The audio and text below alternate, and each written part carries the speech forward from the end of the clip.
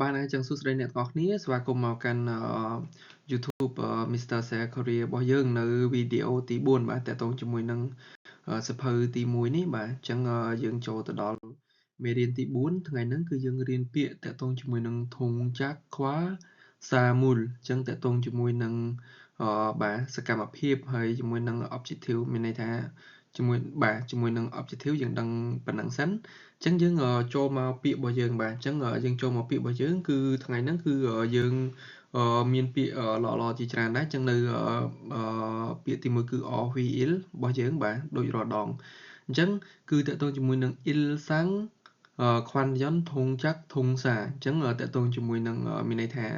កិរិយាសព្ទដែលយើងប្រើប្រាស់ជាប្រចាំថ្ងៃបាទអញ្ចឹងមានន័យថាតកតងជាមួយនឹងកិរិយាសព្ទដែលជាអំពើដែលយើងធ្វើការប្រើប្រាស់ជាប្រចាំថ្ងៃអញ្ចឹងយើងអាចប្រើប្រាស់ពាក្យទាំងអស់នេះអញ្ចឹងយើងត្រូវទិញវាដែរអញ្ចឹងណាអញ្ចឹងដូចពាក្យទី1គឺពាក្យ il hada អញ្ចឹងមានន័យថាធ្វើការអញ្ចឹងយើងមើលរូបភាពរបស់គាត់ទៅមានន័យថាគាត់កំពុងតែធ្វើការអញ្ចឹងណាអញ្ចឹងពាក្យទី2គឺ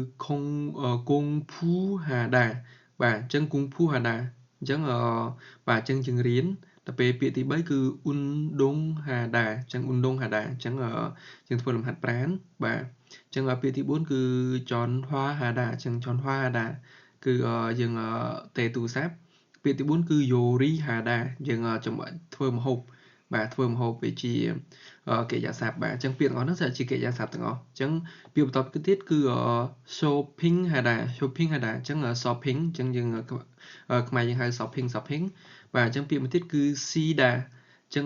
យើងសម្រាកបាទសម្រាកនេះគឺមិនមែនយើងសម្រាកពីការងារទេមានន័យថាយើងធ្វើការងារដូច1ម៉ោងអញ្ចឹងទៅយើងសម្រាក10នាទី5-10នាទីអញ្ចឹងគឺប្រើពាក្យ sida អូខេអញ្ចឹងពាក្យបន្តទៀតគឺពាក្យ chada អញ្ចឹង chada គឺយើងគេងបាទយើងគេងហ្នឹងហើយអញ្ចឹងពាក្យបន្តទៀតគឺ khada អញ្ចឹង khada ហ្នឹងមានន័យថាទៅអញ្ចឹងគេនិយមប្រើ khada យើងគេខុងវ៉ាន់ណា khada អញ្ចឹងយើងទៅខុងវ៉ាន់អញ្ចឹងទៅអញ្ចឹងពាក្យមួយទៀតគឺពាក្យ oda អញ្ចឹង oda ហ្នឹងមានន័យបកខ្មែរមកគឺបកថាមកហ្នឹងហើយបាទអញ្ចឹងគឺកន្លែងនេះគឺ tip មានន័យថាគេឲ្យយើងកំណត់ចំណាំអញ្ចឹងតើពាក្យ khada និង oda ហ្នឹងគឺពេលប្រើជាមួយនឹងចាំងសូគឺយើងត្រូវថែមគឺយើងប្រើ a បាទអញ្ចឹងកន្លែងនេះដោយសារតើតើមួយ grammar តើតងជាមួយនឹងវេយ្យាករណ៍អញ្ចឹងខ្ញុំនឹងបញ្យល់បន្ថែមនៅវគ្គវេយ្យាករណ៍ក្រោយទៀតហ្នឹងហើយអញ្ចឹងដូចកន្លែងនេះយើងអាចមើលនេះ Hesa e Kayo អញ្ចឹងយើងប្រើ a អញ្ចឹងមានន័យខ្ញុំទៅអីគេទៅក្រុមហ៊ុនហ្នឹងទៅកន្លែងនេះគឺ Ki Suksa e Bayo អញ្ចឹងខ្ញុំមកគីសិក្សាមកកន្លែងសម្រាប់អញ្ចឹងទៅបាទអញ្ចឹងយើងចូលដល់ពាក្យអហ៊ីទី2បាទអញ្ចឹងពាក្យទី2របស់យើងគឺតកតងជាមួយនឹង il sang kwan yon យ៉ងសាអញ្ចឹងតកតងជាមួយនឹង noun មានន័យថាតកតងជាមួយនឹងនាមដែលយើងប្រើប្រាស់ជាប្រចាំថ្ងៃហ្នឹងហើយអញ្ចឹងអញ្ចឹងយើងមើលទៅអញ្ចឹងកិរិយាសព្ទរបស់គេអញ្ចឹងយើងមើលពាក្យមកតាហ្នឹងគឺញ៉ាំអញ្ចឹងតើពាក្យអីដែលយើងអាចប្រើប្រាស់ជាមួយញ៉ាំបានអញ្ចឹងឧទាហរណ៍ដូចខ្មែរយើងញ៉ាំបាយញ៉ាំទឹកញ៉ាំនំអីចឹងទៅអញ្ចឹងនេះដូចជាផាប់អញ្ចឹងផាប់បាយអញ្ចឹងញ៉ាំបាយអញ្ចឹងណាផាប់មកតាអញ្ចឹងទៅអញ្ចឹងហ្នឹងហើយអញ្ចឹងកន្លែងនេះគឺប៉ាំង